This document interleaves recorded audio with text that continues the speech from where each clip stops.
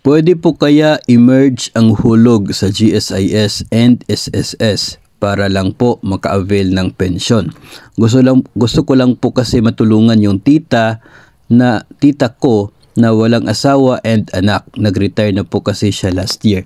Ngayon kung last year po siya nag-retire, i-refer nyo na lamang po muna sa GSIS kung pwede pa po na mag-process po siya at consolidate ng kaniyang itong contribution sa SSS at GSIS.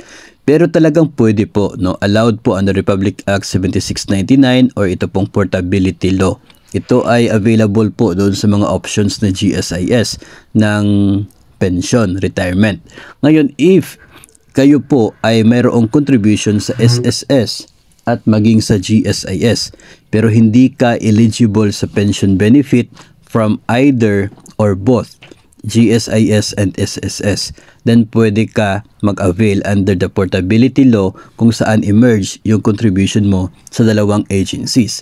Pero dapat hindi counted, hindi counted yung period na provided ka ng contribution ni GSIS at the same time nagko-contribute ka kay SSS. Hindi po pwede itong overlapping of periods of service contributions sa kanila.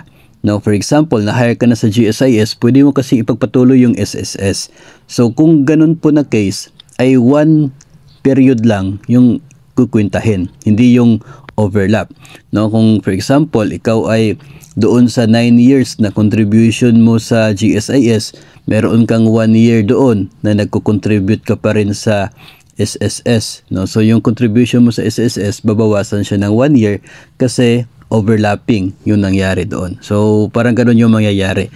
So, pwede talaga siya if talagang doon ka na sa punto na talagang mag-65 ka na o kaya ay mag-60 ka na tapos hindi na kaya na mag-qualify sa pension ng either o kaya ay both GSIS and SSS. So, pwede ka mag-avail ng dito sa portability law na makaka-pension ka pa rin.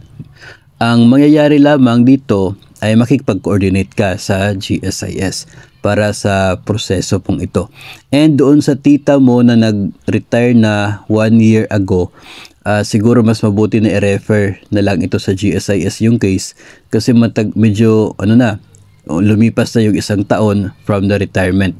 Baka na-process na niya yung kanyang cash payment doon sa kanyang service na siyang dahilan na kapag below 15 years ka kasi sa GSIS meron kang cash payment na makukuha. Baka na-process na niya yon at baka I'm not sure kung pwede pa siya mag-qualify under the portability law pagkatapos siya ng process doon. Kaya mas mabuti na i-refer na yon muna sa pinakamalapit na GSIS office para mabigyan ng tamang sagot yung sitwasyon ng tita ng ating sender.